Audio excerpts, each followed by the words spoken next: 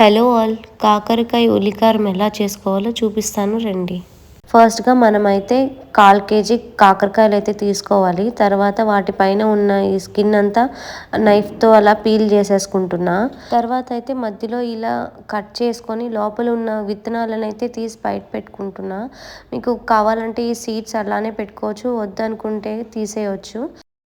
ఇలా తీసేసిన తర్వాత అయితే వీటిని పెద్ద పెద్దగా ముక్కలుగా అయితే కట్ చేసుకోవాలి.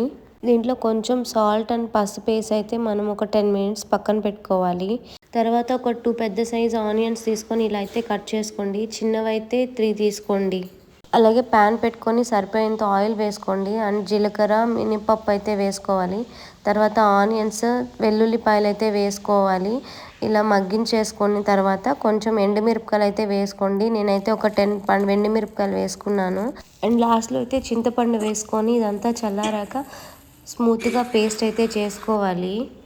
ముందుగా నానబెట్టుకున్న కాకరకాయని అయితే ఇలా పిండేయాలి. ఇలా చేయడం వల్ల చేదైతే పోతుంది. సో ఇప్పుడు ప్యాన్లో ఒక 3 టేబుల్ స్పూన్స్ ఆయిల్ వేసుకొని ఇలా మగ్గించి సైడ్ అయితే పెట్టుకోండి. అండ్ దీనికైతే తాలింపు అయితే వేసుకోవాలి ఇప్పుడు. ఇంకా దీంట్లో మనం ఆల్రెడీ గ్రైండ్ చేసి పెట్టుకున్న పేస్ట్ని అయితే వేసుకొని ఒక 5 మినిట్స్ అలా ఉడికించుకోవాలి. దాని తర్వాత అయితే ముందుగా మనం వేయించుకున్న ముక్కల్ని కూడా వేసుకొని ఒక 10 మినిట్స్ అలా సిమ్లో ఉడకబెట్టుకున్న తర్వాత అయితే మన పచ్చడి రెడీ అయిపోతుంది.